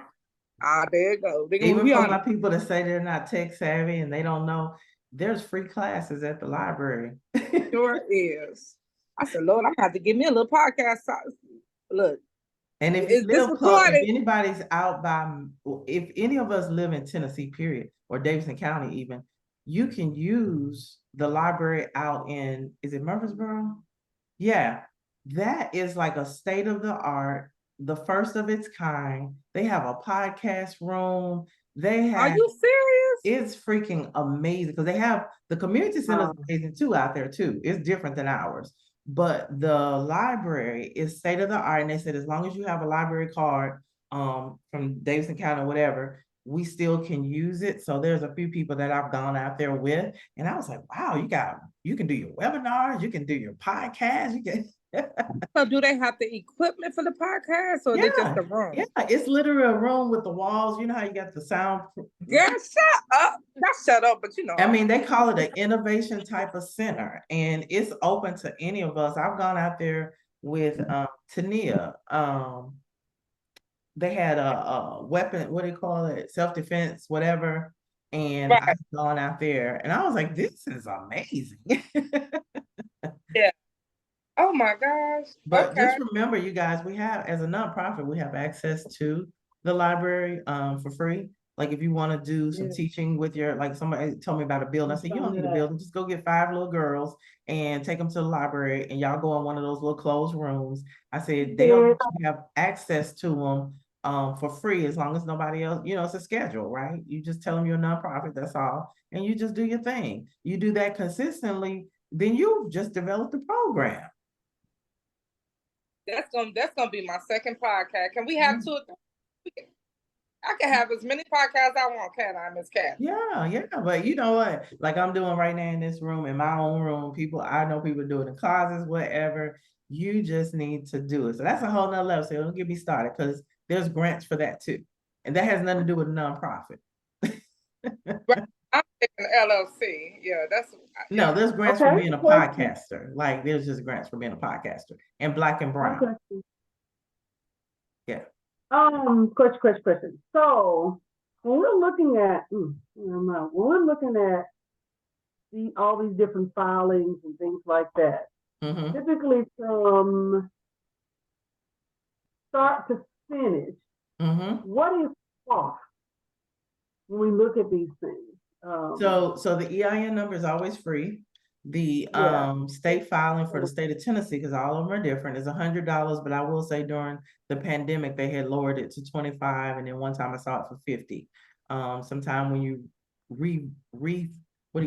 do your annual filing, it didn't ask for any money for a little time too. That was amazing. But $100 is the most it's going to be because it's the same as a corporation. And then for the 501c3, the short form is $275. Most people will qualify for that one. It's $275. So anybody that even secures my services, even when I show them, okay, my fee is $500 because I'm with you for the whole bit. And I'm doing a little education, so that's why I can keep it up there. It's $275, $100, and then it's $50 for the charitable solicitations. But I think when you're exempt, the first year is free. And then That the he- minimum is 50 every year. Okay. And then your fee is same, So right? 275, 100, that's 375. And then you don't even pay the charitable solicitations until the 501c3 comes back. But we'll say if it's $50, that's $425. Everything under 500. Now, if you're asking because you don't have a 501c3 or anybody wants to know, I've had people raise money, like we can do crowdfunding.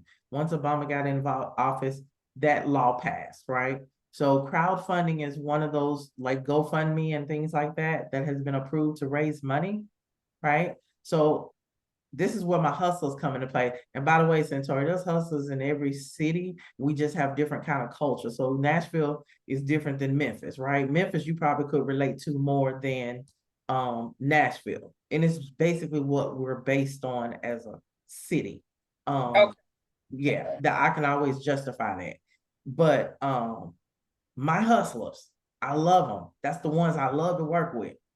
Because they will go out there and say, I'm going to start this 501c3. Y'all know I've been helping with children. I've been helping with women. I've been helping with this and the other. I need y'all to help me out. I got to pay this $500 for this lady to go ahead and do this organization for me.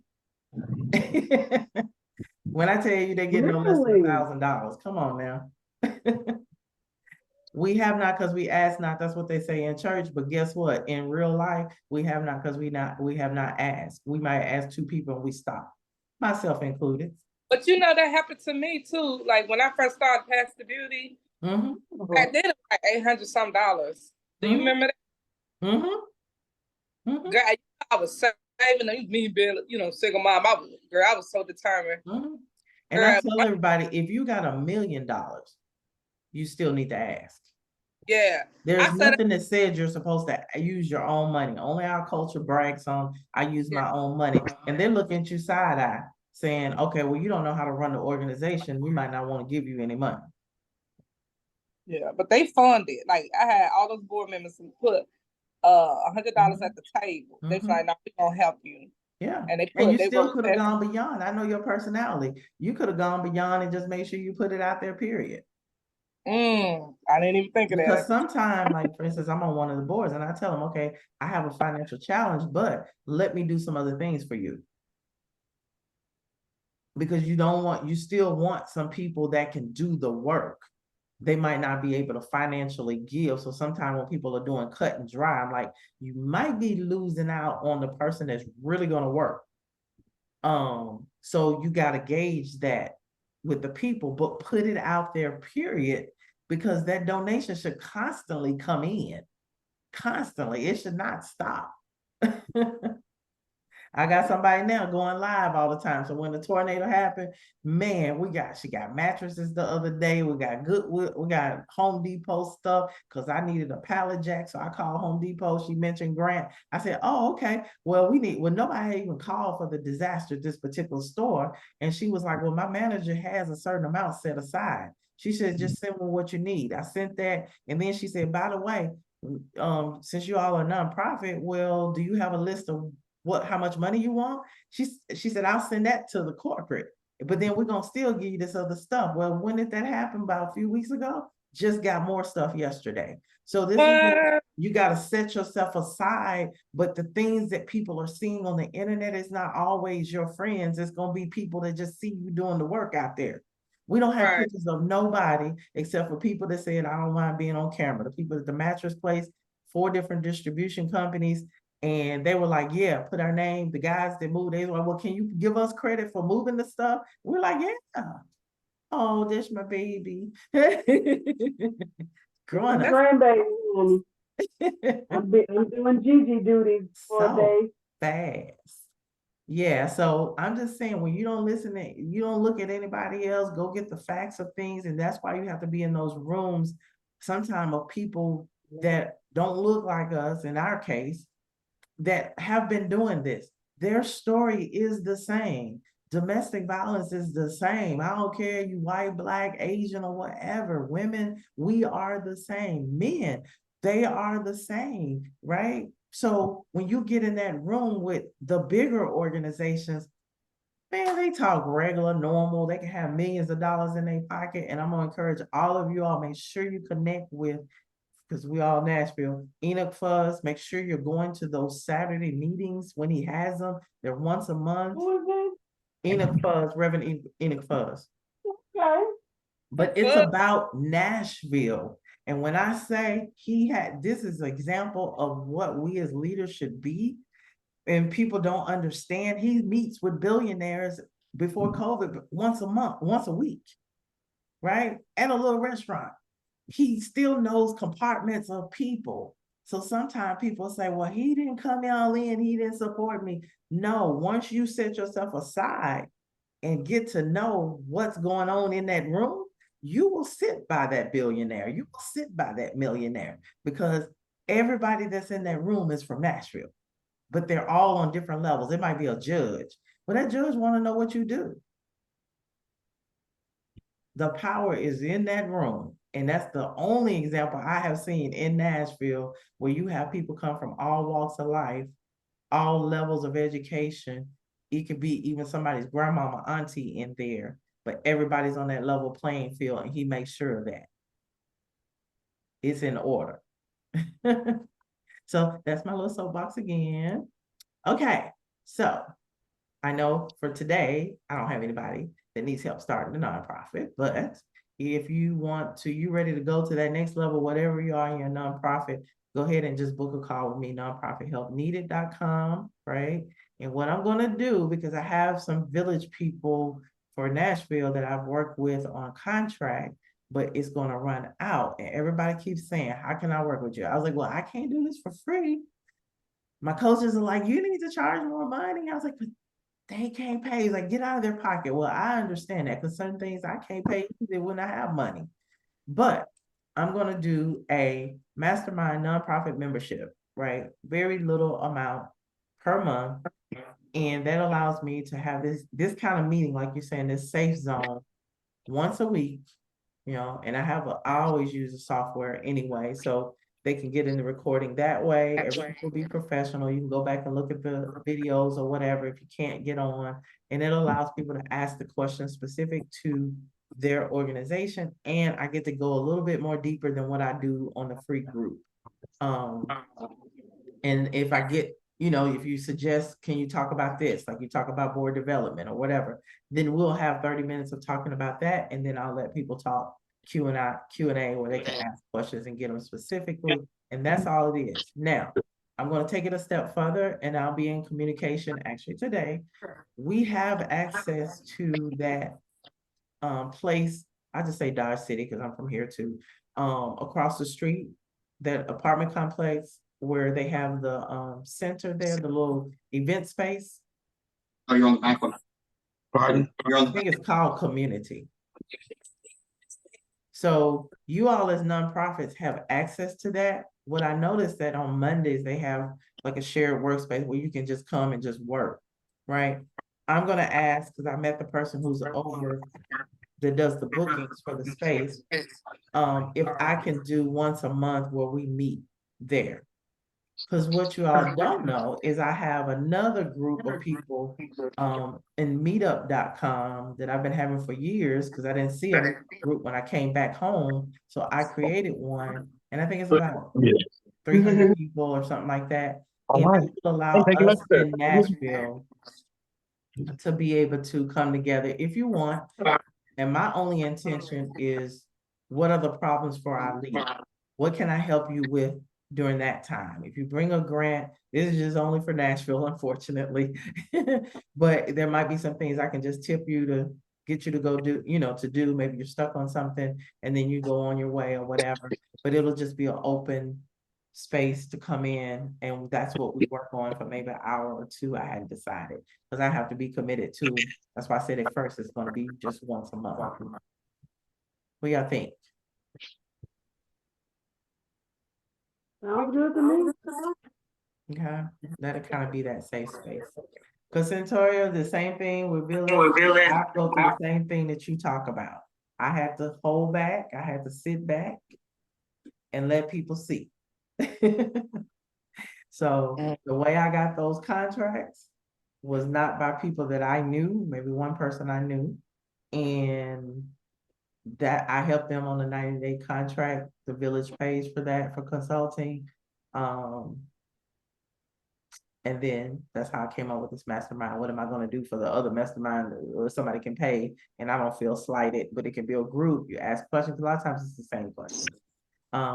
But those people get to talk for me. So now I'm getting people that know me say, oh, I didn't know you could be consulted. Yeah, that's what they've been saying with the village. Yeah, just take that whole step of the process. But yeah, but I have to move around cautiously, and just all of you, I'll leave you with this too. Understand that people that don't know you see you differently. So when you talk to anybody new and you say, I founded a nonprofit, you are special. You are major in their eyes. I mean, you are anyway, but they don't know that you're small. They don't know that maybe you haven't ever received money.